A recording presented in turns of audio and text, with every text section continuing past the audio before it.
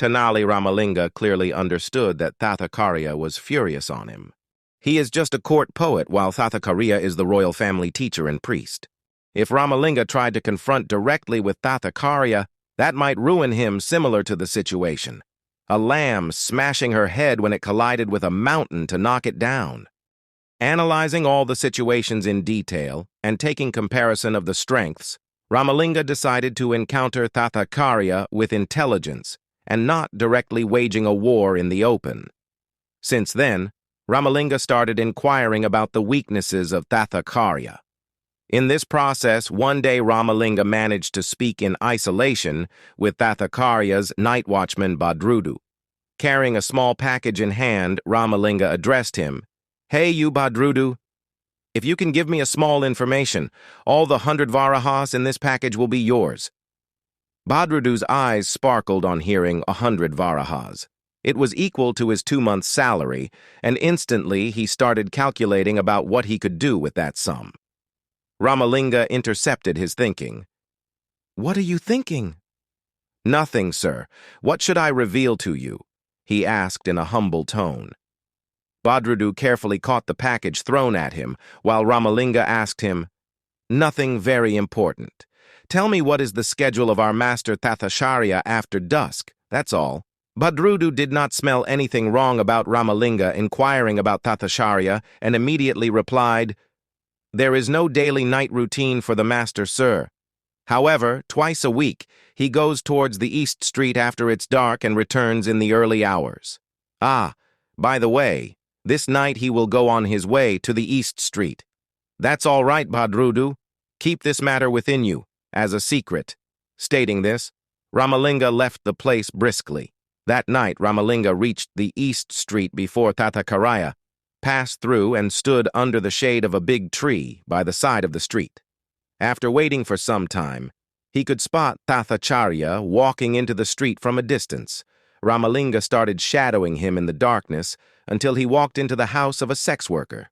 Reaching close, Ramalinga could hear the door being locked from inside in the silence of the night. "This was what I am waiting for," Ramalinga said to himself and sat in front of the house. While Ramalinga was waiting, Thathakarya came out of the prostitute's house just before the dawn when it was still little dark. Immediately, Ramalinga rushed and stood before him. "Good morning, Master Thathakarya. I now understood the saying, 'Demons chanting hymns.' I will make your secret to everyone and expose your real nature," he threatened Thathakarya. Thathakarya started shivering on hearing Ramalinga. It would be the end of respect if he exposed this matter before the elite class. He should be persuaded not to do so. Thathakarya, thinking so, said, "My dear Ramalinga, you are my dearest of the disciples. Please do not remember this after we leave this place. I will do good to you. I will give you whatever you wish for."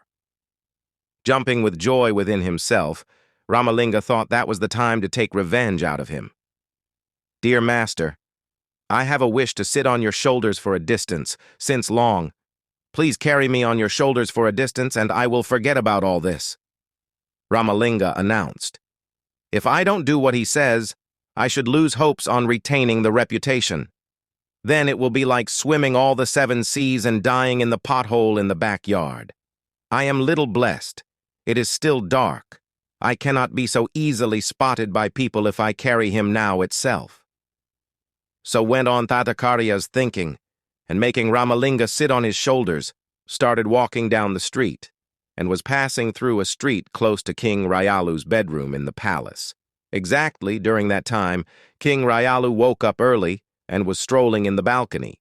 In the loosening darkness, the king identified Thathakarya carrying someone on his shoulder.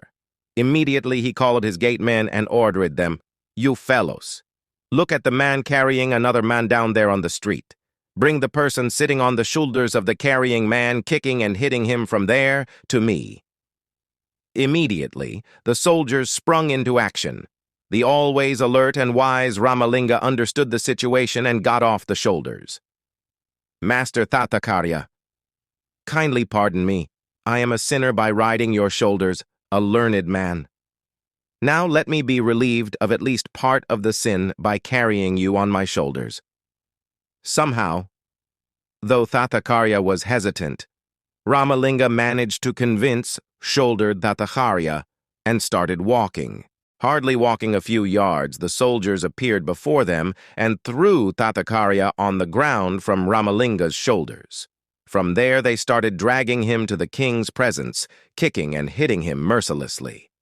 Ramalinga, with a great effort, managed to stop his joy flowing from inside, said to the soldiers, "What are you doing, soldiers? Whom do you think you are beating up? He is royal family teacher Tathakarya. It is not fair for you to do so with him. You leave him. Hear my words." The soldiers replied Ramalinga with a rough tone, "Go on. Go your way. Get away from here. We are doing this on the king's orders," and pulled Tathakarya to the presence of the king. Rayalu was furious on noticing Tathakarya being booted by the soldiers. "You stupids! What did I tell you, and what are you doing? You all should be beheaded for humiliating revered Tathakarya." Shivering soldiers bowed to the king and pleaded, "Oh, my lord, it was not our mistake when we entered the street taking your order. Tathakarya was on the shoulders of poet Ramalinga, and we, following your orders, dragged him here. That is it all. You can confirm this with Master Tathakarya before beheading us." Tathakarya was in a big soup. If the whole story was narrated, it again links with the night hall. If that comes out, it is the beginning of the end. With great pain, Tathakarya told, "My dear king, they were right. Ramalinga was carrying me on his shoulders." Rayalu regretted for the happening and asked the soldiers leave the place without punishing them. Later, he got Tathakarya treated for the wounds he suffered on taking the beating of the soldiers.